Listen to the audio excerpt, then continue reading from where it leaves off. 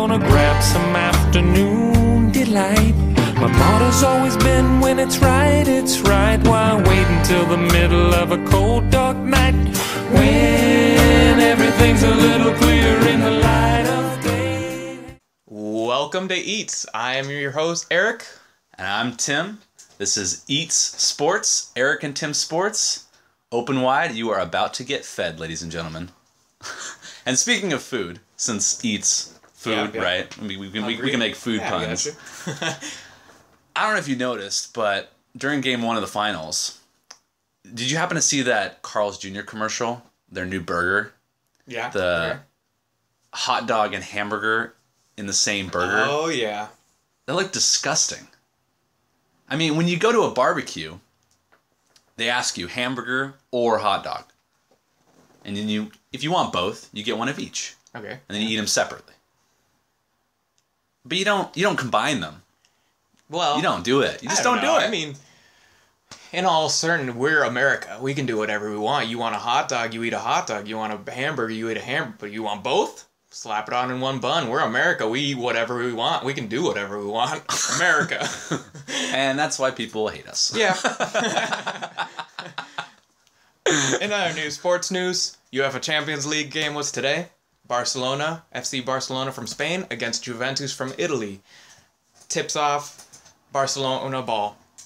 Rakitic for Barcelona, 4-minute, hits a goal, 1-0. Halftime. 55th minute of the game, Morata for Juventus makes it 1-1. All squared up. Luis Suarez comes back in the 68th Luis minute. Suarez. The just vampire. biting his way through. Luis Suarez with the ricochet hits it in 68th minute. 2-1. Ends up going 90th minute. Gives it +5. Neymar in the 97th minute. 3-1. Kind of a garbage goal. But he hits it. Ends up 3-1. FC Barcelona, campeones del mundo, or the Champions League. And it was a tough game. Tough fought game by Juventus. It was an overall good game. Juventus had its shots. They just weren't going in the back of the net. Biggest problem with this game were fouls. Ref was calling everything. There were 36 overall fouls, 24 against Juventus, 12 against Barcelona. So it was a lot favoring Barcelona. Okay. There's a lot of discrepancy acting there. Yeah, a lot of it. Luis Suarez spent the whole game on the ground. As he typically does. He normally does, always whining about some. So he spent mainly the whole game acting. They probably shouldn't have won the Champions League, but more the Oscars. I think they should maybe give him give him the Oscar for best actor, soccer actor. Right. So he was on the ground a lot, and the ref kept calling it. So why not play the ground? Why not play that?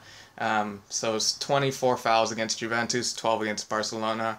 But possession was a big deal in this game. 62 possession for Barcelona, 38 possession for Juventus. That's crazy. But I mean, that's typical Barca fashion. Typical how they play. Game plan. They best controlling team in FIFA.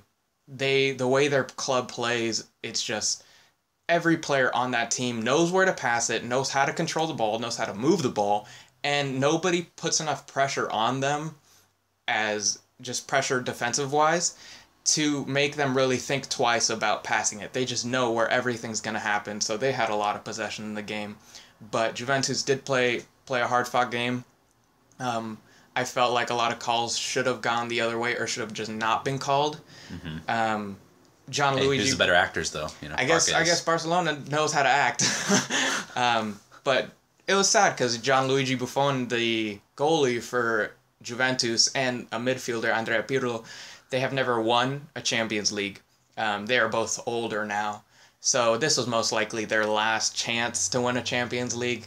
And going out as second place against Barcelona in this fashion was just a little upsetting. A little sad. They have been one of the two best players for Italy ever. So it was a little upsetting. But Andrea Pirlo did not play his best. Buffon did. Buffon played amazing.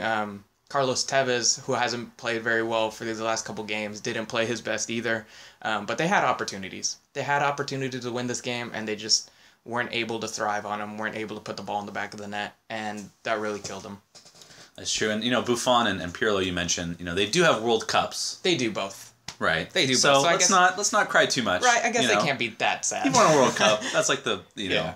They've done a lot, so I mean they have a lot of accolades under their belt. But it's still bummer because I'm sure they won it because Champions League, I'd say apart from World Cup and Euro Cup, that's probably the next biggest. It's the next biggest, and they went through Real Madrid, who a lot of people counted them out against, so they're able to succeed against them. It would have been a great story because no one really counted on Juventus doing much. So it's tough. A lot of people wanted Barcelona to win, though. I mean, most people did. Most people did. Most people want to see Messi, want to see Barca win. Exactly. And I love Messi the way he plays. He played a decent game, not the best. Juventus did play good defense on him. So Juventus did what they had to do, but just missed opportunities led to a 3-1 defeat against Barcelona. I know that Eric, for our listeners, you are a big Italian fan. Yeah. Big. Yeah.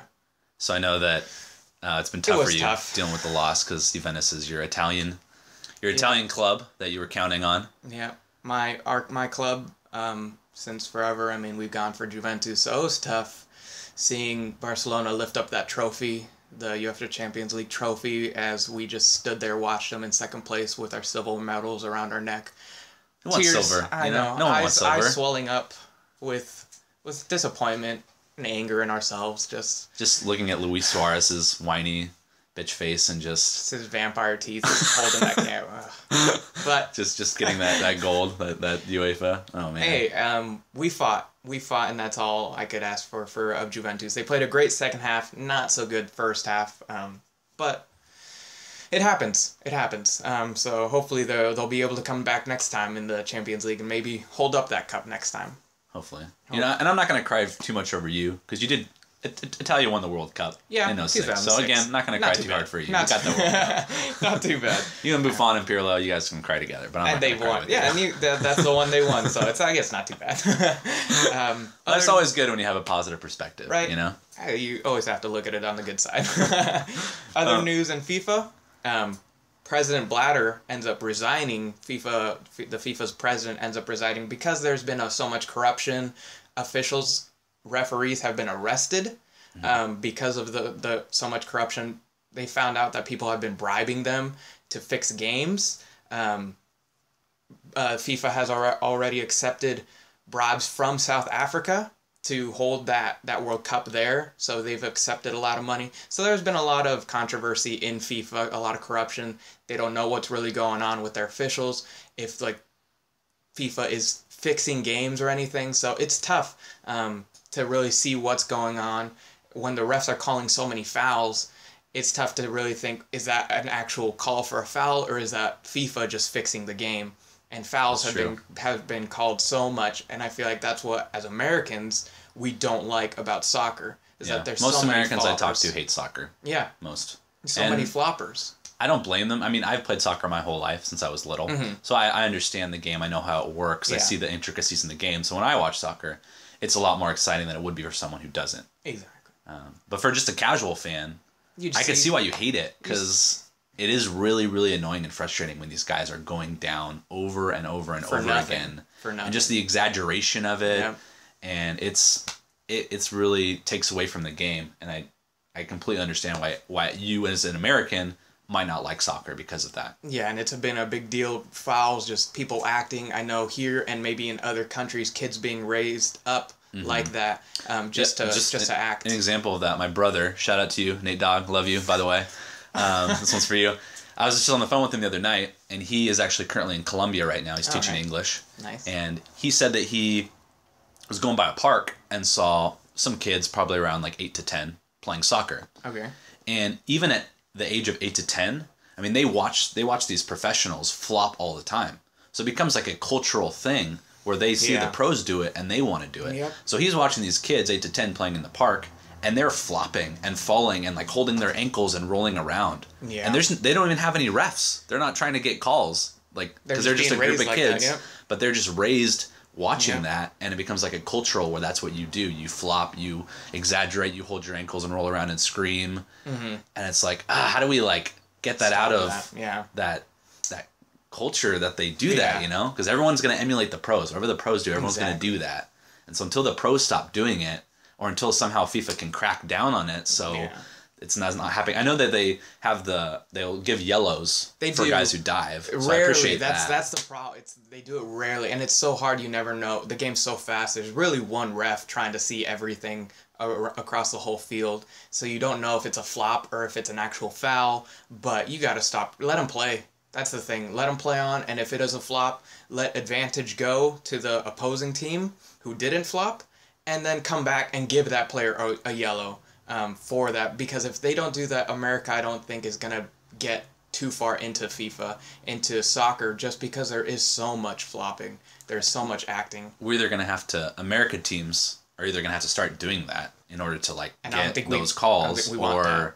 Yeah, and then we're just basically joining them. Yeah, we can't beat them, join them. But I don't want us to have that kind of legacy as Americans to do that. I want soccer to be soccer. Just go out and play soccer. So it's tough. I mean, they just need to stop flopping and just play the sport. Yeah. In other news, Game 1, basketball finals. Golden State Warriors against the Cleveland Cavaliers. Game 1 ends 108-100. Golden State wins. Tough game. Woo! What a game. Yeah. Wow.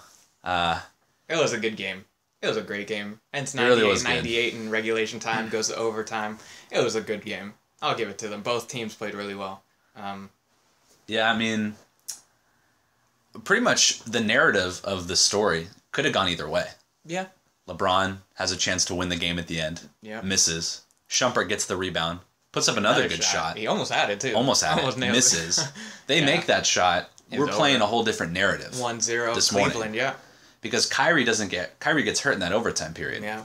So they make that shot. We're talking about, wow, Cavs steal game 1. Kyrie hasn't been injured yet. Yeah, Kyrie's still okay. He's still okay. We're talking about, oh my gosh, like Cavs, whoa. Stealing game 1. Stealing game 1. They're the favorites. Like, everything's all good. LeBron misses that shot. Shumpert missed that shot. Narrative completely different. Yeah. Kyrie gets hurt. He's out for the rest of the playoffs. Now you're thinking, are the Warriors going to sweep? The Cavs don't have a chance. Yeah. But before we go into more of that, Giuseppe, I'm calling you Giuseppe, by the way. You either call him Eric or Giuseppe. His middle name's Giuseppe. Because all his brothers are named Eric, so that's the only way you can differentiate them. So, you made a great point about what you noticed about that LeBron game-winning shot. Can you go into a little bit more detail about that? Yeah, I mean, LeBron, a lot of people say, don't take that 3, don't take those jumpers, drive, take it to the rim, you're one of the best rim players in the NBA, you are 6'8", 250. I mean, I would like him to take it to the basket too. In certain opportunity, Andrew Bogut is a shot blocker. He probably can't stop LeBron James, but Andre Iguodala is a good defender, so it would have been hard for LeBron James to kind of cross him over and drive to the basket. LeBron James can shoot the ball. A lot of people, he might not be the best shooter, but he's clutch. LeBron James has gotten 2 game winners in Golden State in 2014 and I think in 2003 that he's hit 2 game winners in the same exact spot in that left arc corner, in that top left. And that's where he wanted it. And he's done it on Iguodala in 2014. And he did it, a step back 3 under his legs, and he hit that 3. In this one, he likes that step back jumper. Just wasn't able to knock it down. I don't think he got the step back a little clean enough. He didn't get momentum into it. He misstepped a couple times and wasn't able to take the shot cleanly. But he loves that shot. And if you've looked at game winners before that, he's done it here. He's done it against other teams. But he loves that shot. He loves that step back. And when I was watching the game, I was like, this is exactly what he wants. You're the biggest LeBron fan I know, so I'm not surprised at all that you can remember something that happened a year ago and exactly what, you of all people would be the one that I would watch that play. Remember. 2014, Miami Heat against the Golden State Warriors. They're down by 2 with a couple seconds left. LeBron James takes a step back 3 against Iguodala and hits the game winner. And they talked about, to LeBron, a day before game 1, and they asked him that he's hit 2 buzzer beaters in the same place against Golden State. Would he take the shot if it came up? And he said he would do what he needed to do if it was either pass the ball or take that shot. And it was in his mind. I knew he wanted that shot, and he always takes that shot. People want him to drive, but he's a good shooter. He can take that shot. He's clutch. He's one of the. I think I would clutch. rather have him drive. Well, but that's just me. With Bogut in the paint, I know a lot of people are like, oh, it's just Andrew Bogut. LeBron can score over him. With Bogut in the paint and Andre Iguodala guarding you up top, it's going to be hard to get past Iguodala. Iguodala is one of the best defenders in the league. A lot of people. And he did do a great job on LeBron. He did do a really good job. Just to throw a stat out there for you, Iggy on LeBron tonight. LeBron was 4 of 14 with 3 turnovers when he was guarded by Iggy. Mm-hmm. And he was 12 of 22 against everyone else. So Iggy did do a great job, like you said. Iguodala does a great job against LeBron James. A lot of people think Draymond Green is a better defender than Iguodala, but I think Iguodala is quicker, he's more versatile, he's stronger than Draymond Green. Draymond wasn't able to guard LeBron. They threw everybody at him. They threw Draymond, they threw Clay, they threw Iggy, they threw Harrison Barnes, and Iggy was the best one. He is their best defender against LeBron James. So it would have been hard for him to cross him over and drive to the game. Hold on one second. Technical difficulties here. It would have been Sorry about that. It would have been hard for him to drive around Iguodala, take it to the basket with Bogut waiting for him there too, and everybody would have closed it in. So most likely, if he did drive, he would have had to kick it out to J.R. Smith or Iman Shumpert, which I'd rather have LeBron James take that shot. Okay, that makes sense. It wasn't the cleanest step back. That was the problem. He wasn't flowing into momentum with that shot. So I feel like that was his problem. He faded away a little bit too much. It was short, right? It went long on the other side of the basket, so it hit the opposite side of the rim. So I don't think he had the momentum into it. But I would give him that shot every time. I've seen him shoot game winners, and he loves that jumper. He'll obviously take it to the basket against teams, but he has shot that left side jumper so many times before. Yeah, we'll post the video too. We found a video on YouTube of his. I don't know when the video was made, so it might be a little bit behind. But it was 15 of his game winners. Yeah, and there's a good I think 5 or 6 where he dribbles, and then does that step back to the left side, whether it's a jumper or a 3. I was fascinated that I was like, oh my god, I never even loves that. Noticed that he really loves that shot. He really does. But it just didn't fall down. Just didn't go down, and that changes the whole story. Oh my gosh, completely. Wow. It was tough because a lot of role players for them did not play well. Golden State, that was a big deal. Golden State's bench team outplayed Cleveland's bench by so much. Well, I mean, before we go too much into that, let's just start off by let's talk about Kyrie. Okay, yeah. Just to get people the update on the news, I don't know if you guys heard, but today we found out he had surgery, successful surgery. He'll be out 3 to 4 months with a broken kneecap. So he's not playing the final. So he's done. It's over. Yeah. He's gone. And he was in a lot of pain when he left, and that was obviously real pain. Yeah. And the problem is, he looked good. He looked good before that, too. He was playing well. But misstep, and it's a tough loss for them. That's more than a tough loss. That's huge. Kyrie Irving, who you could make a case as one of the top 5 point guards in the league, injury-wise. If it wasn't for the injuries, he'd probably be there already. But he gets hurt so much. He's been hurt every year of his career. First it was his toe in college. I think it was his shoulder, his like first season in the NBA, knee, like all sorts of issues. I think you name any body part, he's hurt it already. It's ridiculous. Injury prone, he really is. Injury prone, essentially. It's tough. It's tough. So can LeBron do it? Can LeBron put the team literally on his back? It's all about LeBron now. It's all about LeBron. He's basically gonna have to be Magic Johnson. And Michael Jordan. And Michael Jordan at the same time. Like he's gonna play point guard. He's gonna run the show. He's gonna touch the ball every possession. It's all up to him now, really. Yeah, it's gonna be tough. It's all on his shoulders, man. LeBron James. Can he shoulder the load? This is literally carrying your team. If he wins, if by some chance, if he wins, no, I don't think anybody could say that he can't win a finals without a superstar. Because if he wins, he's winning with nobody. Okay, if he wins without Kyrie, with the team they have right now, which you could compare to his other team with the Cavaliers that he had, is two of the worst playoff rosters or finals rosters. Mm-hmm. I mean, if he wins with this roster with no Kyrie, he's better than Jordan. I don't care how many titles Jordan has. He's better. Okay, just to make a team so much better. Just to like be able to carry your team and win. Like he is the best. He's the best all time. Honestly, like it'll be tough because that's just crazy. It's really unlikely that this will happen. Yeah, but if he does, it'll be what a story. Oh my gosh, that'll be incredible. So knowing that Kyrie's out for the rest, give me like a percentage. What are the chances that the Cavaliers somehow pull out the series? You know what? For me personally, I love LeBron. He's my favorite player. I know. my favorite player since he came out of St. Vincent, St. Mary High School. I've watched him his whole career. So I've loved LeBron. So I'm gonna give him a little bit, at least a little bit of hope. I can't knock him out. I'm gonna give him 20%. It's gonna be tough, but I'm gonna give him 20% to put the team on his back.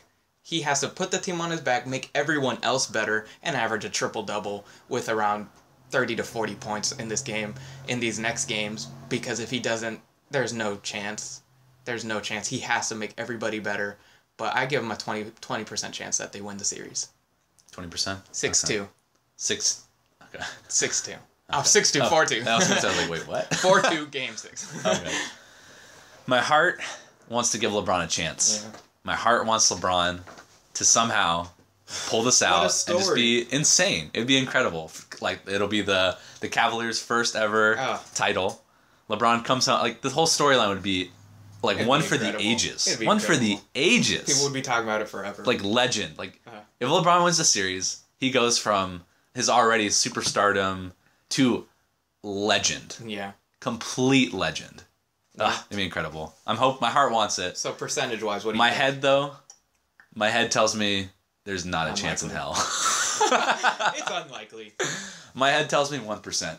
I can't say 100% right. Because you never know. My head tells me 1%. My heart wants a different 1%. Because the Warriors, I think against another opponent, the Cavs maybe still have a chance. But the Warriors are historically one of the best teams. They are all around good. All time. Yeah. One of the top 10 best records of any NBA regular season. Like, they're historically good. Yeah. I don't know if this beat-up Cavs team can...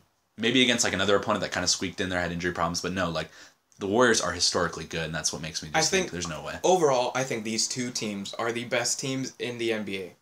The Golden State Warriors against the Cleveland Cavaliers. If Cleveland was all healthy, it would be... they'd be both the best. I think Cleveland would beat the Clippers, the Rockets, anybody really in the West, because they're an overall all-around team. The game was close. It was 98-98 at the end of regulation. It was a close game. A lot of people saying that Golden State had a really bad game. I don't think so. I think both teams played really well. I think they both played really well defense, and they wanted Steph Curry making 26 points and not going for over 30. They wanted Klay just shooting, I think, 5 for 13 and not going ridiculous, or 5 for 14 and not scoring a ridiculous amount. And then Golden State wanted LeBron shooting 38 shots, 18 for 38 with 44 points and not getting too many assists. They wanted that. They know LeBron is a playmaker, so they want him trying to take a couple more shots. 2 for 8 from 3. It's kind of killing them. So I think both teams really played defensively solid. They both wanted to take away the things that the other team is better at. So I don't think people say that Golden State had a bad game. I think they just haven't faced an opponent like as good as the Cavs. The Cavs are an overall all-around good team when they're all playing well. That's the when J.R. Smith and Amon Shumpert are able to hit shots. That's the thing. When they're all playing well, they are a great team. That's true.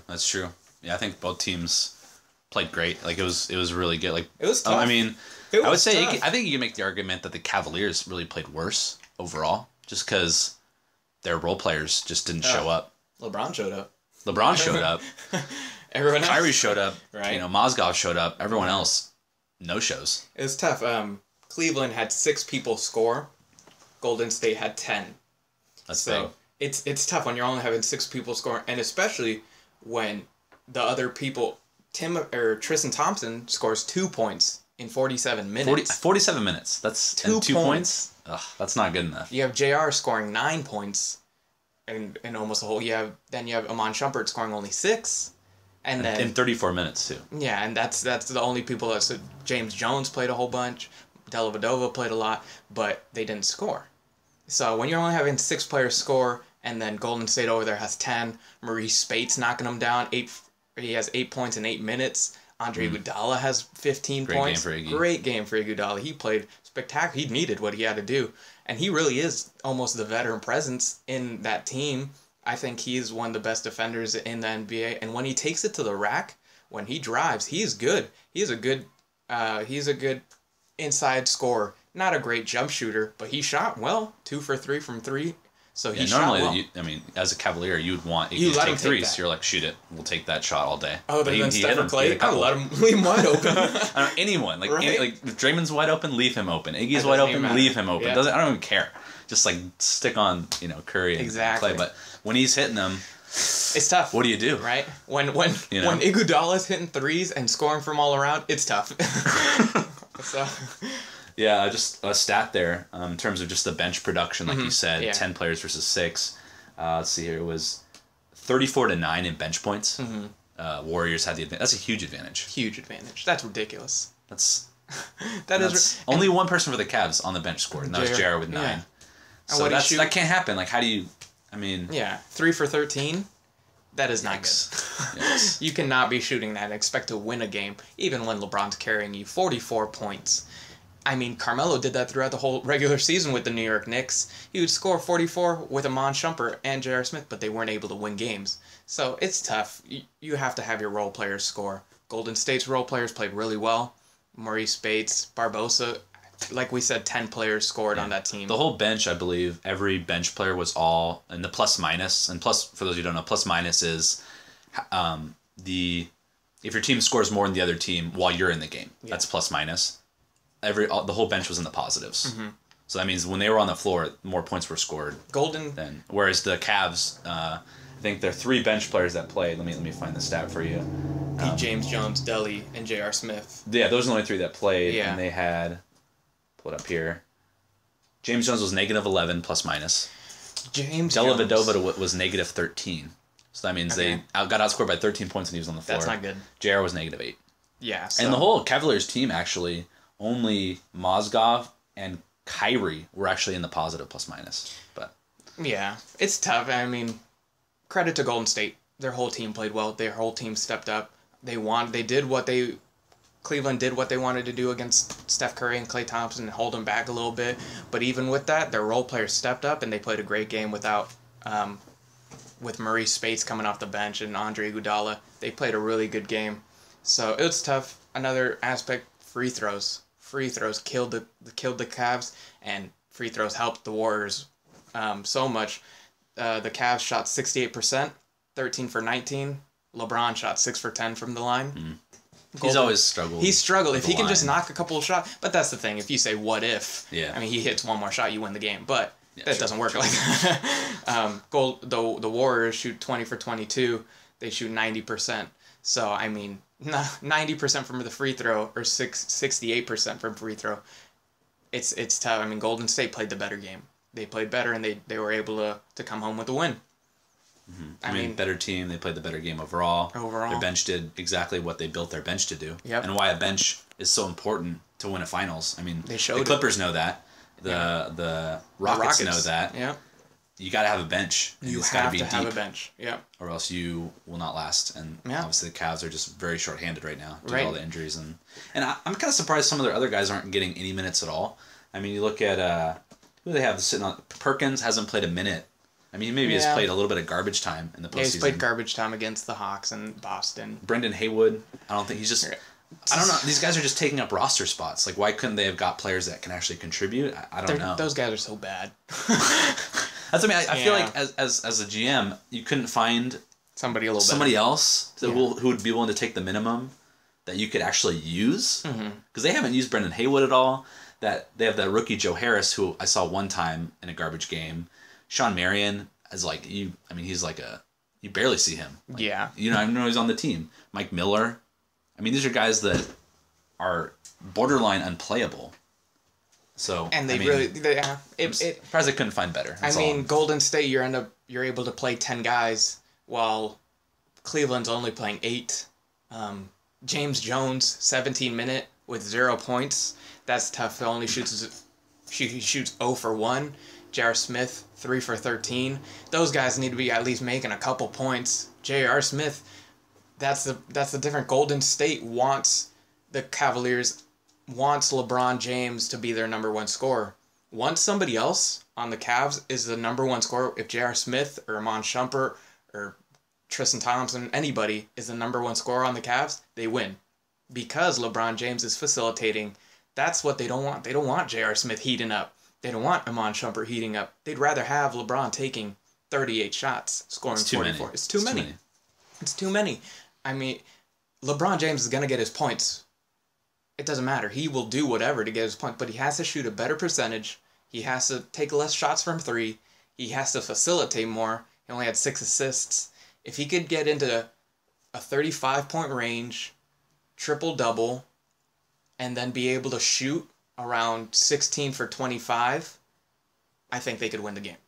Mm-hmm. He just needs to be more of a facilitator. More efficient overall. But it's tough. I mean, he did. I mean, something I noticed was the Cavaliers missed like a lot of open shots. Yeah. Like they had wide open threes. Iman and J.R. They had open layups. Yeah. That they missed. They just missed. Timothy missing the bunnies all day. Timothy, who they were running pick and rolls all game in the middle of the floor and sending him towards the basket, he missed a bunch of layups. Mm-hmm. But Golden State was able to put Steph Curry out on the 3 a couple times. I think he shot 2 for 6 from 3, which isn't his best. If you can hold Steph Curry if you can 2 shoot 6, 2 for 6, you should win the game. That's good. But he still scored 26 points, so he found another way to facilitate. He found another way to get open shots, to get a couple runners in. Steph Curry played a good game. Klay Thompson ends up not playing a great first half, ends up coming out big in the second half of the game. So he played a good game. Andre Iguodala was a big factor. Iggy, coming off the bench, played a great game. Maurice Spates played a really good game, which I really didn't expect that from him. 8 points in 8 minutes. So overall, the Golden State Warriors did play a better game than the Cleveland Cavaliers. Mm-hmm. And just going back on we're talking about the bench scoring, just to give you a little idea of how deep the Warriors are. David Lee, who could be a starting power forward in this league, has been a starting power forward in this league. Yeah. For the Kings, I would take him. I'd take him. Oh, yeah. I'd love to have him as our power forward. David Lee, he didn't even play a minute. Yeah, which is surprising. Not even a minute. A potential starting power forward, He's a little and I know that that's kind of dictated by matchups because defensively he is a little bit of a mismatch. David's not going to be guarding Tristan Thompson that well. Festus Ezeli can play. So it'd be interesting. I mean, that's how deep they are. Is that they can do that. That's crazy. Yeah, you don't have Cleveland over here coming off the bench with big guys that can play. Nobody. I mean, Tristan Thompson plays 47 minutes. That is a ridiculous amount. Mm-hmm. So 47 minutes, he scores 2 points, 1 for 4, which is a little bit tough. But he still got 15 rebounds, which is his big factor. 47 minutes is a long time, though. He's playing almost a whole game. So Golden State's deeper, their bench is better, and they showed it in Game 1. Mm-hmm. That's what won in the game, especially in that overtime period. Yeah. Now, was there anything that you noticed specifically watching the game, whether it was the way, because I know I talked about transition defense as a big key. Yeah. And you had some as well. Is there anything you noticed during the game that you saw the Cavs do well or the Warriors do well that you would like to see for them going forward, or you think gives them a better shot? Golden State did well by taking out the inside of LeBron, not letting him drive to the basket, and kind of giving him that cushion, the 6 to 8 feet between the defender and LeBron, to let him take the jumper, because he is struggling from mid-range and from 3. So they let him take that jumper instead of him cutting to the basket and then kicking it out. So Golden State did do that, did do a good job on defense. And then Cleveland did do a good job on Klay Thompson and Steph Curry from not letting them get open looks from 3. I felt like they did play pretty well on them. Steph hits a 3 in the left corner, which we talked about. You cannot give Steph that left corner. Nope. But automatic. Yeah, it's ridiculous. He hits one from there. And it's tough because Tristan Thompson gets caught in the middle off a pick and roll, gets caught in the middle, doesn't know where to go, leaves Steph open for a split second, and Steph knocks it down. Boom. Just like that. So they did cut off the threes for the Golden State Warriors, which was good. But, I mean, they found other ways to score. They found facilitating movements, and then they're able to get a couple mid-range jumpers to go. They were able to get a couple layups at the basket, a lot of rebounds. I think they even beat them in the rebounding game, too. Which is shocking. You would think that the Cavs would have dominated the boards completely, which they did. Like, the first quarter, they were dominant on the boards. But the Warriors actually out-rebounded them 48-45 for the whole game, which I was, like, shocked. Yeah. I was the one aspect that we thought the Cavs would, like, take home was they lost. Yeah. And so that, I mean, the other players, because maybe everyone's just relying on Mozgov and Tristan to get all the rebounds. Yeah. That's why. Because everyone else has got to rebound, too.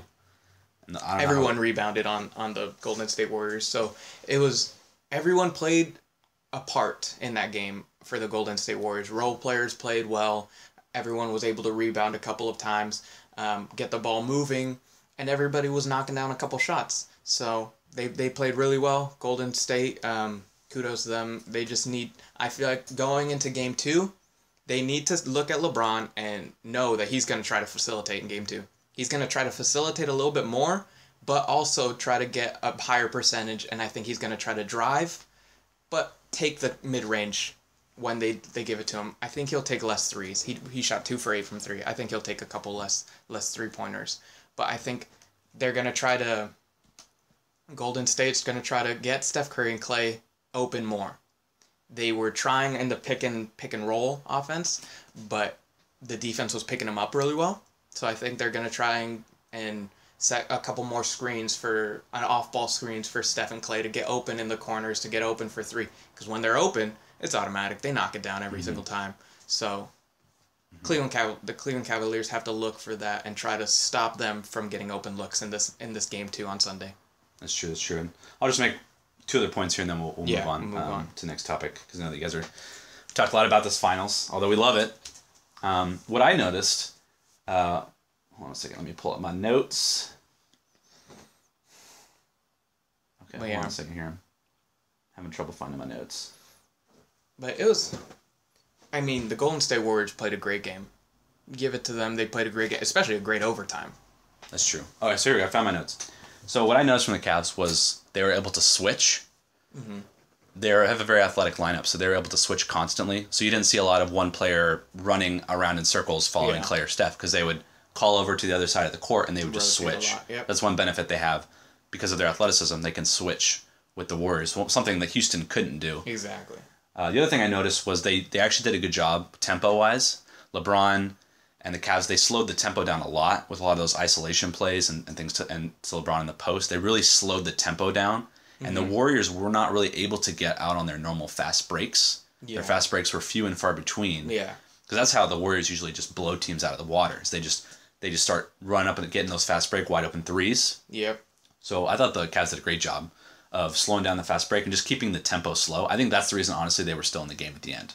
Mm-hmm. Is because they just kept the tempo slow paced, which is not how the Warriors want to play. Yeah. And then in terms of what the Warriors did, was interesting is in OT, they went small. So they went Draymond at the 5, Barnes at the 4, which was a small ball lineup that they like. And that forced David Blatt to take out Mozgov. Yeah. And so Tristan was then at the 5, and that's the Cavs small ball lineup. And that's the lineup where they took over in overtime. And then Kyrie gets hurt. That's true. It's tough. Yeah. So that was an interesting little chess match that was going on between Blatt and Kerr with those small ball lineups in overtime, which obviously the Warriors won that chess match there. Other Kevin Love, though. Oh, yeah. I don't know if you guys heard about that. Was at the game, watching the game, obviously. But ends up talking to the media and tells them that he wants to win. He wants to stay with Cleveland next year. That's the news. Kevin Love wants to stay with Cleveland. Staying with the Cavs for next year. So no LaMarcus then. Yeah, no LaMarcus Aldridge. But I'm okay with that. I'm glad that Kevin Love was able to come out and say that he wants to stay with the team. I think that was very big of him. Yeah, we talked about that. That kind of shows some character there, that he wants to stay and he wants to win and not just take money and go somewhere else. Mm-hmm. He said that he's never wanted to play in a game more than game 1. And it's obvious. I mean, you're in the finals. You've never made it to the playoffs. So, I mean, you'd want to play in game 1. But it was interesting with all the rumors going around of Kevin Love. he had a little couple words to say, and this was Kevin Love saying, "It's just the way the world works now. People talk so much and might tell themselves a lie so much they start to believe it. From there, the narrative starts to change. I haven't changed my narrative. I'm going to keep supporting these guys, and we'll be talking to Cleveland after the season." So, and it's true. A lot of rumors start. People believe it. People start putting in their own opinions. Kevin Love going to LA. Kevin Love Kevin Love's dissatisfied. Kevin Love doesn't fit. Kevin Love doesn't want to be there. Kevin Love hasn't said anything. Kevin Love's like, I haven't said a word, and now all of a sudden everyone's believing all these things. So I definitely agree with him there. I think the media just spins a lot of stories because everyone in the media is looking for a story. That's how that's their job. That's how they make their money. Is how they put food on the table. They come up with stories. And then we, as fans, we hear it repeated in the media over and over. Oh, we love it. Kevin Love wants to leave. Kevin Love wants to go to LA. Kevin Love wants the money. Kevin Love doesn't want to be there. Kevin Love's dissatisfied. Kevin Love doesn't... You hear these over and over, and then you start to believe it, and you start to believe, oh, he's leaving, he doesn't want to be there, he's dissatisfied. But then in reality, none of that's true at all. That's just all media talking rumors. And I think that plays a role in sports entertainment. Yeah. I mean, everywhere. We start believing this stuff when nothing's actually happened. Pretty much. So as of now, 2016, Kevin Love will still be on the Cleveland Cavaliers. I'm happy for that. I'm happy for him. I think that shows a lot of character that he's willing to stick around. So I think so. I'm excited for that moving forward. So let's do a little over/under for Game 2. Make our predictions, and then we'll call it a day. Sound good? You'll be fed. Yeah. You'll be fed. I'm sure you already have plenty of food right now that you're just stuffing down. This is dessert for you. Over/under. A little dessert. So, Game 2 predictions, over/under. First one, over/under 35 points for LeBron. I'm going to say 35. I'm going to say over, and he's only going to get 36 or 37. Doesn't break 40. I'm going to say over 35, though, and he's going to shoot a really good percentage. Like I said, around 16 for 26 with a triple-double. So I think over 35. What about you, Tim? I would say over as well. And I think same as you. I think over by a few. I don't think he'll go that high because I think he realizes he's going to need to be more of a distributor than a scorer in this game. And I think we're going to see like a Magic Johnson type game where he's running the point. Yeah. And he's going to just doing everything and being Magic. So I would say over for 35. Yeah. The second one, over/under 8 assists for LeBron. Over. He gets a triple-double. Triple-double. Yep. I feel like he's going to have one every game if the Cavs realistically want to win. Yeah, he really does. He's going to have to play one of his best finals games ever. He's going to have to play a great finals game in Game 2, an even better one in Game 3, and it's just going to have to keep going like that. It's going to be historical if they want to win. That's true. I'm going to say over as well. I'm going to say that again. I actually should have just put a higher number for that in general because I think he should have in the range of 10 to 15 assists. He's going to be the point forward. He's going to be the Magic. Next one. Over/under 4 3-pointers for Steph Curry. I'm going to say even. I'm going to say he hits 4. Yeah, I'm push. Hits 2 for 6 this game. He's going to obviously look for a shot a little bit more in this next game. Now that Game 1 is out, it's kind of the jitters are gone a little bit. So I'm going to say he shoots 50%, 4 for 8 from 3. You stole mine. I was going to say that as well. But no, I can't have the same as you again. I know. I'm sorry. I'm going to go under. Under 4, okay. I'm going to go under. All right. And that's a big if. Yeah. The Cavs did a great job of shutting him down. All his shots were really contested threes that he took. He did not get a lot of open looks. Even open mid-range, he did not. He had a couple of D in there. But I'm going to say under. Even though I'm probably going to be wrong. But that's okay.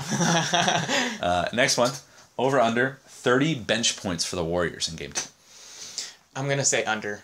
I'm going to say they'll hold them a little bit more. Now that they know that the bench can come out and score a little bit more, I think Iguodala is not going to shoot 6 for 8 with 15 points this game. He's not going to go 2 for 3 out of 3. They're going to not lock him down, but stop him a little bit. He's not an offensive threat, but he can hit open shots, and he showed it. So I'm going to say under. Under? Yeah. I'm going to go even.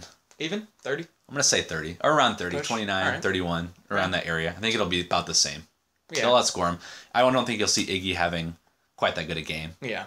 But I think other guys will step up and be a little better. Some guys will be worse. Their bench is just solid overall. It is a so solid bench. They're deep. I'm gonna say push for that Okay, one. gotcha. Last one. This one's a fun one.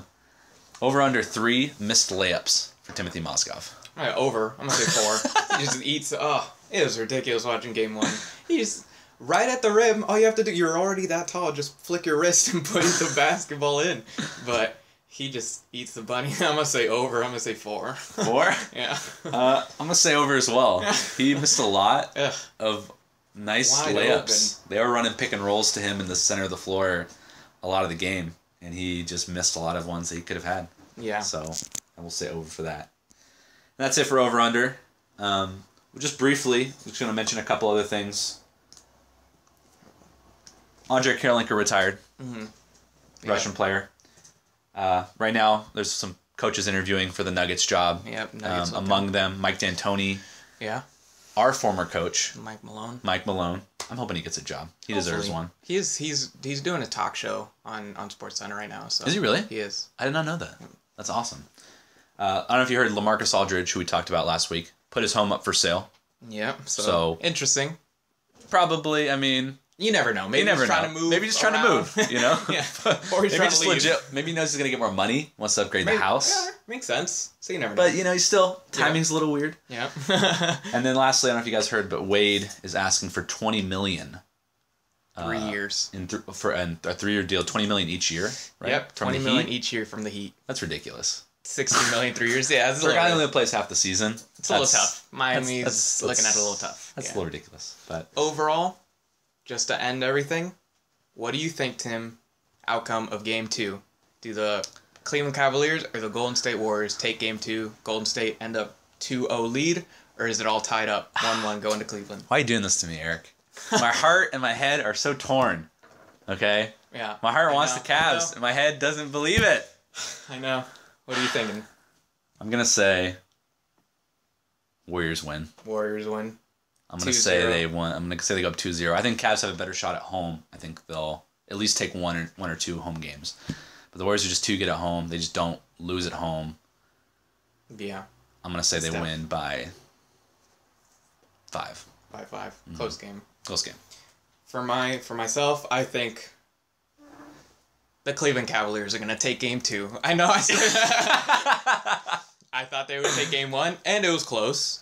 98-90 at the end of regulation, 108 to 100. You almost had Close. during the game. We were watching it together, and I was like, dude, they might pull the I upset. but That's way too soon. I really do think the Cavs can win Game 2. LeBron James on the road in the finals after losing Game 1 has gone 4-0 coming back and winning Game 2. So I think LeBron James can pull out this win. J.R. Smith and Amon Shumpert are going to step up. Tristan Thompson's going to have more than 2 points. And Timothy Mozgov's going to get double-doubles with Delly hitting a couple threes. So I think they can win Game 2, taking this back even, going to Cleveland. So That's a good stat right there. It's going to be a lot of fun. Game 2 Sunday. Game 2 Sunday. Before we go, if you liked our podcast, if you enjoyed it, please subscribe. Give us a like on our page. Yep. If you have any questions or any comments you want to make in terms of stuff you want us to talk about in future weeks, please feel free, comment below. We'd love to interact with you in the comments. We'd love to get some fans, what you guys want us to talk about. And we have a Facebook page. That's where we're going to be uploading the YouTube video of LeBron and his game winners, and you can see that What we were talking about. Shot. So like our Facebook page, and just give us a comment on if you have anything you want us to talk about, and we'll give it a look. All right, guys.